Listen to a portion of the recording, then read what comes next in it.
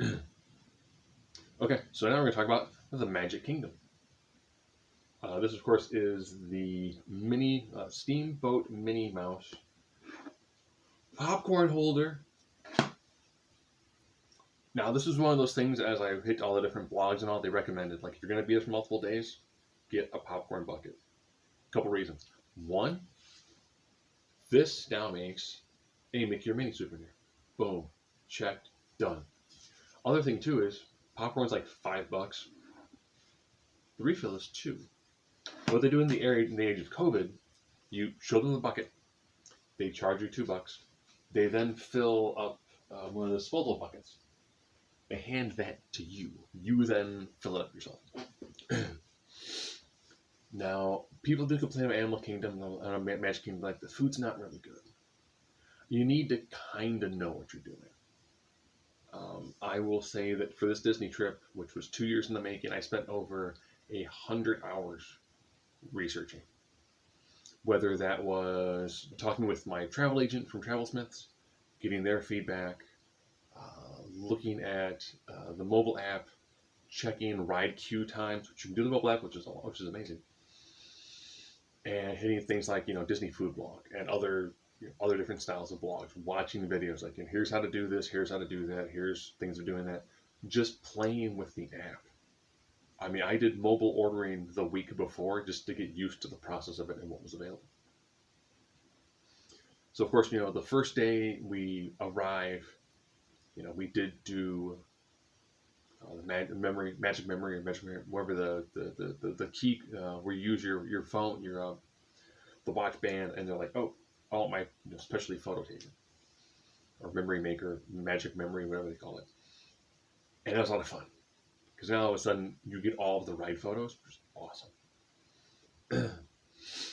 And again, using the app, you can find out, okay, what rides should I hop on now? And mobile ordering, brilliant. So of course, first day we get there, and I'm like, okay, here's my list of things to do. One, I want a pin trade.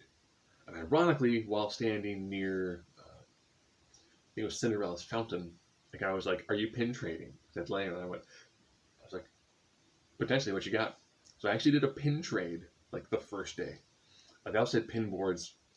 Almost any place that sold pins had a pin board. So I'd probably say the majority of my pin trading happened there. Here's it. All of my pin trading happened in the Magic Kingdom. Epcot had the weird way of doing it. Hollywood Studios, we never really went into shops that much. They weren't Star Wars related. And Animal Kingdom, we didn't do that much in the way of going to shops.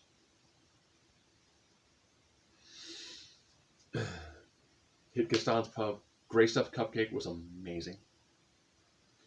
Cinnamon roll was okay. Giant cinnamon roll, not really my deal.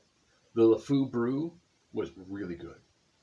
That, of course, it's like a frozen apple juice with a toasted marshmallow added to it and a fruit foam. Very nice, refreshing drink. And it was cool too to be in that area where Gaston is at. We did get to see a cavalcade of the princesses right away, which was great. My daughter, big fan of princesses, not all of them, but she got to see the princesses, which is what she wanted to be able to do. And there's no meet and greets, so this was the best we could do. The rides. My daughter was scared of Big Thunder Mountain until she got on it, and then she's like, "Oh, this ride isn't very tall, but atmospheric and it was fun." She loved Seven Dwarf Minecart. We couldn't do it on the Sunday we got there because the line was incredibly long. The Wednesday we had our full day there, it was down until we left. It sucked. So that was our Friday. Our Friday was rope drop to ride that ride, and then be like, all right, well, we're just going to hang out here all day long. Nice relaxation stations, one near the Pirates of the Caribbean area, which is right next to a bathroom, which is fantastic. That's what you need. You need, I want a spot I can just, sit, chill, take my mask off, and relax. Oh, hey, by the way, it's around the corner from a bathroom. A bathroom that's just off the beaten path that almost no one seems to go to. Rides, of course, tons of fun. My daughter enjoyed the Little Mermaid ride. We did that one twice, which was neat. That was the first ride we did. I wasn't able to see the 20,000 Leagues Under the Sea silhouettes. Might spend time a day and just 4 other people trying to go through the ride. A lot of them are slow, dark rides, which is fine. I will say Jungle Cruise should be called like your dad joke cruise. The person we had some of the best dad jokes. I almost wanted to write it again and record, be like I want this guy. I want Michael. That's who I want. I'll wait for the next vote. And then just record him. And then take it back to my office, which is full of, there's a lot of dads. And be like, listen to this. People go, oh, that's gold. And they'd be jotting this stuff down. But Jungle Cruise, a lot of fun. You can tell some things that are going to be updated because you're like, okay, I kind of see how, 20 years ago, this was probably more okay. Tweak some stuff here and it'll be fine. Same with the Peter Pan's flight, which the queue line was really well done. You're walking through their bedrooms, getting on the pirate ship. My wife's going, wait, where'd the track go? Because you go on a track here, and then you catch a track above, so you're kind of like flying. Really neat, really cool. I'm glad they updated one of the mermaids to be Ariel. They used to have just like a redheaded mermaid. And I was like, is that Ariel? That's Ariel. No, it wasn't. And they went, okay, it's a redhead mermaid. We'll tweak the eye color, and we'll put the shells on. Put the shells on, and then find that Ariel is there and the Peter Pan there. Which was neat. Small world, classic ride. When you ride through it, you're kind of like, wow. When you hit the other rides, where the animatronics are done really well, and then you see that ride, and it's really old animatronics, you're like, it's like, it's so intricate. It looks old. But that's the nostalgia charm for it, so it makes sense. Seven Dwarfs Minecart. My daughter loved it. We actually rode that one twice. We got onto it early, then we got onto it again a second. Second time I got to be in the front row. Because they were like, all right, 5? Yeah, you're 1, 2, and 3. First, my wife and daughter in 1, and I go, do you guys want me in the front? Liz goes, whoa, nope. So, through the Magic Memory Maker, they give you a little video of you going through it. So I'm like, I don't know where the photo is. So I threw up the 2 sweets. So the video of me is me in the front of the cart, double 2 sweeting my way through. I did the whole way. So it's got a little dark ride section to it, which is really nice. I mean, just so smooth. Because you're on an actual minecart, so your cart actually pivots in the center a little bit, which makes a ride ridiculously smooth. Even Big Thunder was smooth. We did the Astro Orbiter, which is one of the taller rides in the park. If you're going to do one ride that goes around the circle, that's a pretty cool one. My daughter very much enjoyed the fact that she could pull down on a lever and you'd go up as high as possible. So normally we just went up as high as the ride would let us go. Dumbo, we're up at the top. Aladdin, up at the top. Astro Orbiter, up at the top. Now for Astro Orbiter, when you're up at that angle, when the ride is coming down to a stop, it's still spinning, but it's spinning while having you go down at the same time. So you're like, oh, this is kind of painful. Just because, now all of a sudden instead of just going down, you're going down at an angle while it's still rotating. So mildly painful. Since we didn't get to do any Toy Story stuff in Hollywood Studios, we did do the Buzz Lightyear Zapping game, which was where you actually control, you spin back and forth while you shoot at stuff. And I was like, okay, it's pretty neat. Had fun with it. Did you get to see Buzz, Social Distance Buzz? Which again was fun. Did the Carousel Progress, which my daughter loved. So it's a 20-minute show done in 4 or 5-minute increments, where it's a retelling of like a 1960s World's Fair that Disney did, which made lots of fun. Really interesting to go through. I did PhilharMagic twice. Advantage of that one is it actually is based off of a design that Walt Disney wanted theaters to be.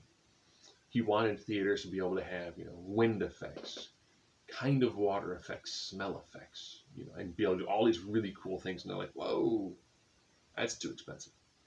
So he built a theater. So this one is a theater built specifically around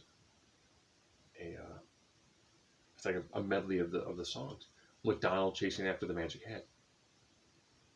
And then it ends with a beautiful combination of 3D and then the visual effect behind you, like an animatronic behind you, which is brilliant. Really loved it. That was a ton of fun. Liked that there were smells, there was water, and it hit a lot of really good songs. My daughter loved it. I mean, she did it twice because she didn't want to go on the Pirates of the Caribbean. The movie's kind of scared her. She's like, no, I don't want to do it. Probably because we did Haunted Mansion, and she hated Haunted Mansion with a passion. And that's one of my favorite rides. I mean, I've got one of like the phylactery containers that holds. So next to the Bray Wyatt face lantern, there is like the ghost phylactery. But you know, I like the ride. I love the way it's set up. It's just really cool. Pirates of the Caribbean was nice. You know, we did get wet from the cannon fire. What are you gonna do? Specialty dinners. Again, thanks to TravelSmith for getting these things booked up. Again, if you're thinking, do I need to use an agency to do this sort of stuff? Do you want to wake up super early to book these things? Otherwise, you're like, oh, let's do a walkout. Yeah, good luck with that. Good luck with, you know, hinging a portion of your trip on a very expensive meal that you're going to show up and get on a walkout list for. It is Cinderella's Castle.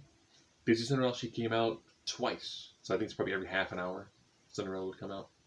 You know, dance, twirl, look around, do some stuff. Food, of course, it's a 3-course meal, and you choose an appetizer, you choose a main course, and you choose a dessert. And the food was really good. Ours is probably some of the best food we had. Pricey for the 5 of us. So striking close to $400, which factoring tip. So I mean, it was pricey. But I mean, you know, normally with these sort of things, you would have the princess would come to the table, you would get an autograph, you would get, you know, a really nice photo. Not really doable in this time, which is fine. We did spend some time at a relaxation station beforehand just to kind of get everything kind of relaxed. My daughter did have a crown. I had 2 tiaras. One was the Anna's Arundelian crown, which we're going to do Oscar House or Oskhus, depending on who's saying it. And I did have a Cinderella crown, which was fun. So she wore that one instead. And it was, you know, nice meal. Stairs. You're walking up some stairs to get up to it. Beautifully well done area. You had some time to take a bunch of photos, which was weird because upstairs was relatively packed, and they wait till they get most of it cleared out for the next group to go in. So I was downstairs in the castle. I'm like, it's no one here. Photo. Selfie with the suit of armor. I mean, it's really well done, really beautifully and ornate. Especially when you walk through, there's mosaics. Not murals, they're mosaics because they're individual tile pieces. Really well done, really beautiful work. Cavalcades were fun. You're going to see princesses. Got to see Tinkerbell an awful lot and Pooh. It's always good seeing a large Pooh walking around. You know, the rides were fun. I didn't do Splash Mountain because I'm not a fan of getting wet. Just not. I didn't do Space Mountain because I've done that in Anaheim and no one else really wanted to go on it. Tron Psycho was still in the process of being made, so that's not available there yet. You know, it's just a nice, kind of relaxing thing to do. We did not do the Winnie the Pooh ride. Daughter doesn't care for Winnie the Pooh, which, whatever. Now, our last day there, which was a Friday, we did get to do Be Our Guest. We ended up being in the West Wing, which is where they have the flower. And throughout the night, you watch the petals actually fall off the flower, which is kind of neat. Bee showed up about every half an hour. For Be Our Guest, that food was ridiculously good. I had the pork, which was both a pork tenderloin, a section of pork belly, which we would call bacon, and some crispy pork skin with rutabaga and a bunch of other root vegetables.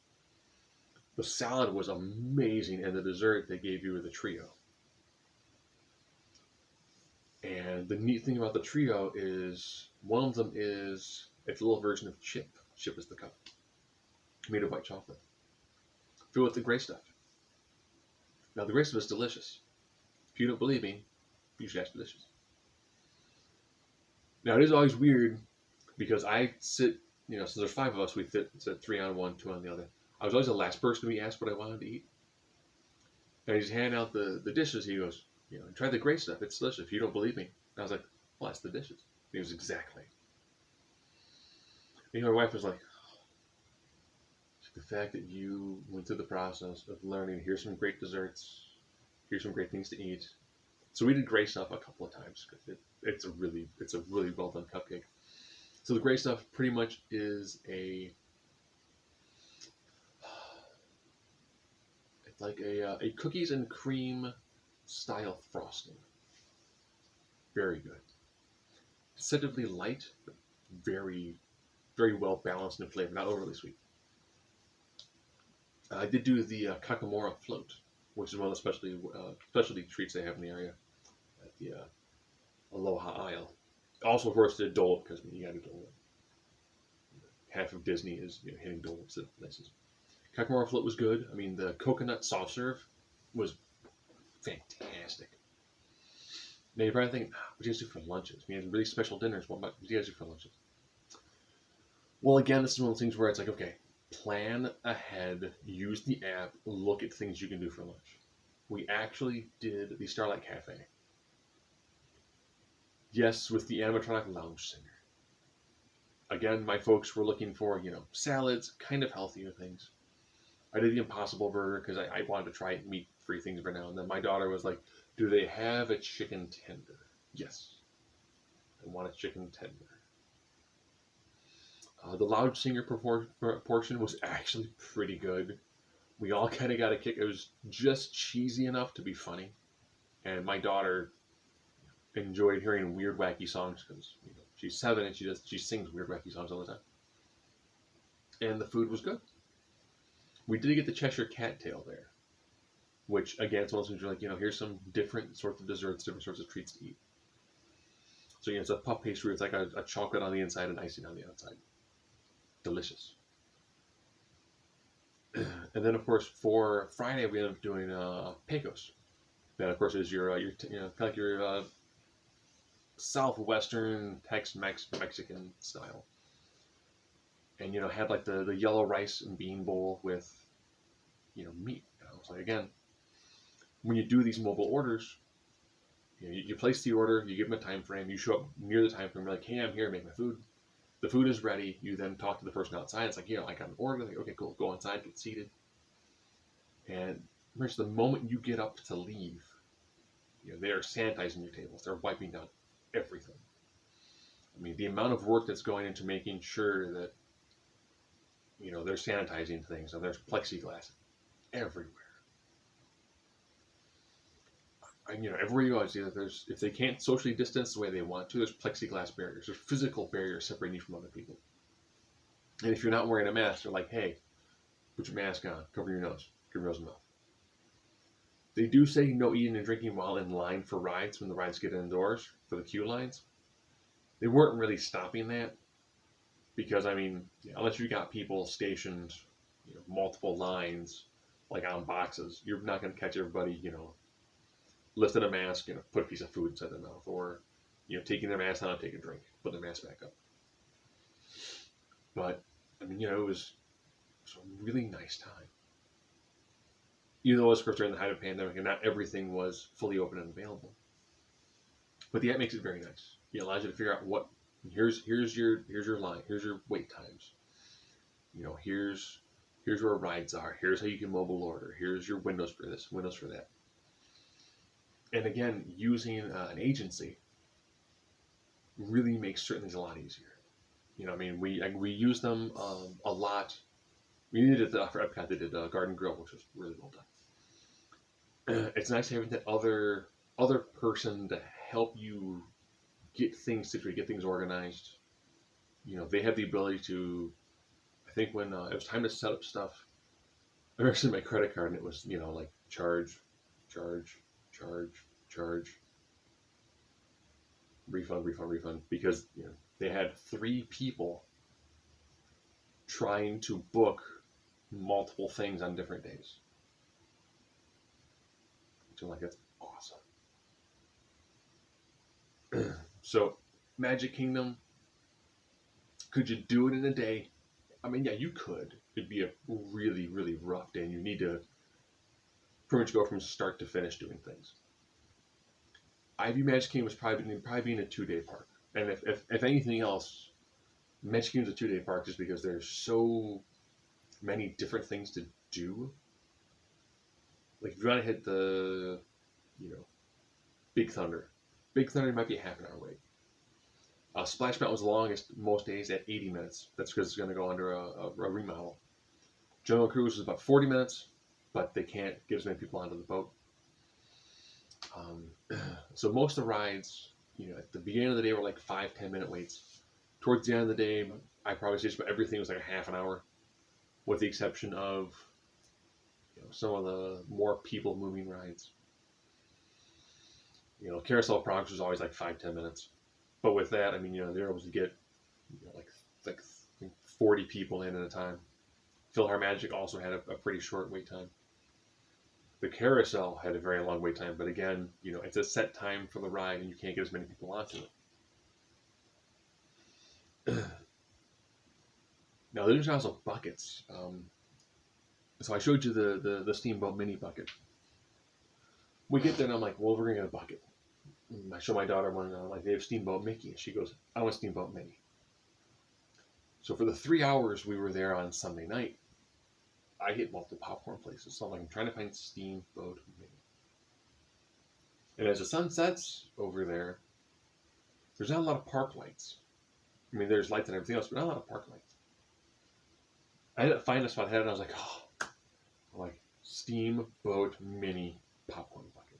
And he goes, you've been looking for it. And I was like, that's 3 hours? So you spent 3 hours looking for a popcorn bucket. Yeah. And the popcorn was really good. So, you know, even during a very inopportune time, we were supposed to go June last year. So June last year, we had all the fast passes and all that. We had dinners planned every single night. We had a lot of things down to a T. No fast passes, no dining plan. We were like, okay, let's entirely redo and rethink what it is we're planning on doing. Again, Travel Smiths, you know, Big Silver did a really good job helping out with a lot of those sort of things. Where it's like, I wanted a Rose and Crown. Rose and Crown was canceled at the time. They're like, well, Garden Grill's really good. You know, look through the menu. You know, you understand the nutritional needs of your family because it's 3 generations. The things that my wife and I would eat are different what my folks would eat, are different what my daughter would eat. Every single meal was, okay, I need to think of things that all 3 generations would be okay with eating and that would taste good because they're going to be expensive. And it's a meal that everyone could get, you know, a decent amount of value and have a good experience. And, you know, there's a lot of almost nonstop work. I will say, when you're there, definitely bring additional USB chargers. The fuel rod thing, it used to be like unlimited swaps. Now I think there's a fee for swaps unless you have one of the older ones. You can go get a nice lipstick charger. I mean, like this style right here. It's a AIBOCN, so just random off-name brand. You know, it's got a 6,700 capacity. I got this one specifically because the input for charging is identical to how I charge my phone, and I like to try to carry the least amount of different styles of charging cables. I ended up bringing 2 because we had these. I had 2 of this style with lipstick chargers because they fit like on the palm of your hands, as well as like a really, really older charger and a big honking one. Now the big power bank was more specific for when we're flying. If my daughter's on her tablet, it's gonna be a couple hours. If that runs out of juice, I want something that I can use to power my tablet, power her tablet, and my phone. Because from the moment you leave your hotel room, your phone is being drained. And I mean, you use the mobile orders for about everything. I was on my phone. Like, we would finish a ride on my phone, but okay, we're getting off, we're putting the bags on, we're getting everything thrown on us. Wife took a photo and she was like, this is the Disney day, because I had my lanyard on for pin trading, my daughter's lanyard on, the popcorn bucket, had my shoulder bag. Now we're already looking into, for the next time, drop hip bag, just to give me something else. That way, then I got gear on my leg, gear on my back, and it's easier to carry some stuff. But this takes planning. And like I said, I spent over 100 hours over the course of 2 years, either watching videos, reading stuff, talking to people who have gone there, watching videos, listening to books, reading, here's a top 10 list of things to do. And there's a whole cottage industry based around how to help you do Disney well, as well as we're going to travel smiths. Having them book rooms, which for 2 different groups going, it helps. There's so much that goes into it, and even with all the preparation, there's still getting a chance to do.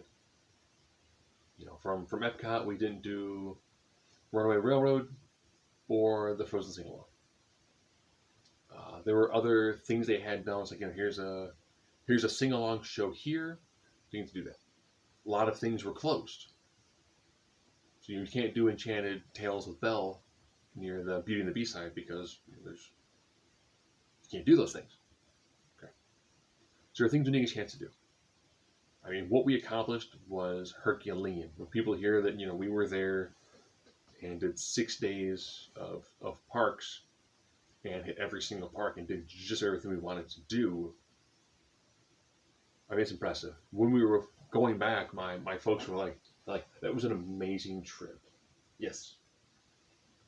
I had travel smiths to help do lots of the bigger parts here and there.